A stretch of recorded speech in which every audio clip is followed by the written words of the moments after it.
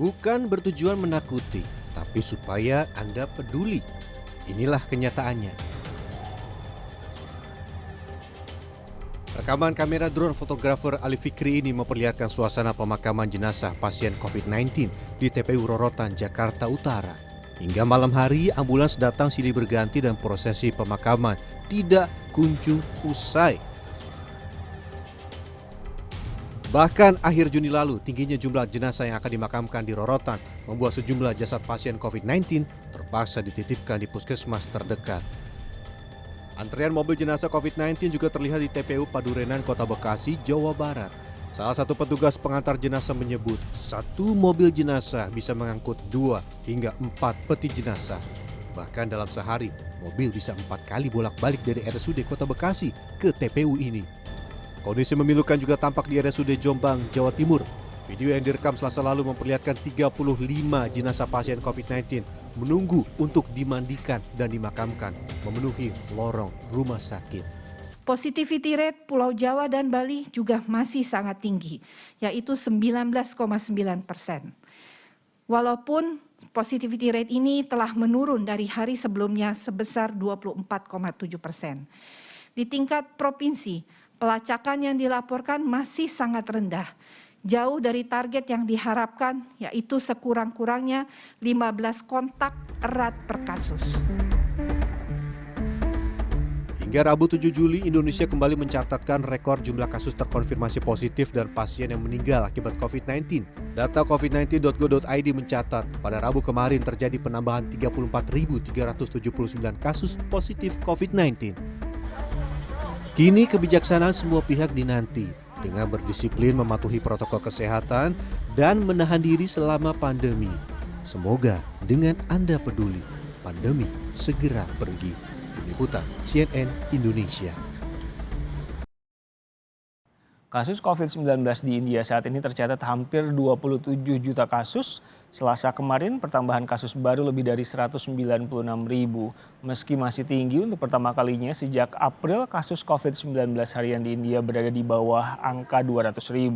Jumlah kematian akibat COVID-19 di India kini menjadi 307.231.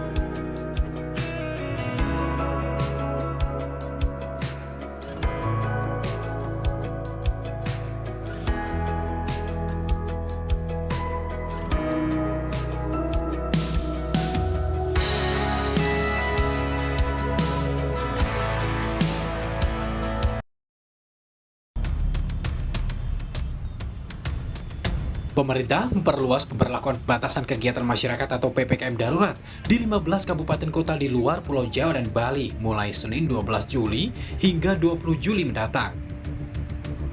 Ke-15 wilayah ini meliputi Kota Medan, Tanjung Pinang, Batam, Padang, Padang Panjang, Bukit Tinggi, dan Bandar Lampung untuk wilayah Sumatera. Kemudian ada Kota Singkawang, Pontianak, Bontang, Balikpapan, dan Kabupaten Berau di wilayah Kalimantan. Lalu di wilayah Nusa Tenggara dan Papua ada Kota Mataram, Manokwari, dan Sorong. PPKM darurat diberlakukan dengan mempertimbangkan keterisian rumah sakit COVID-19 dan kasus aktif yang semakin meningkat.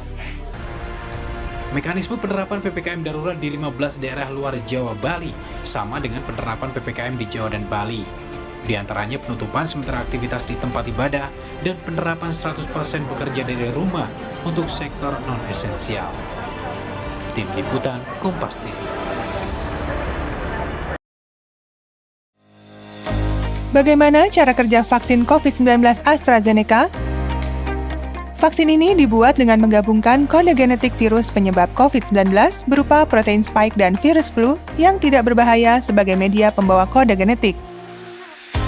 Karena itu, vaksin ini disebut vaksin viral vector rekombinan.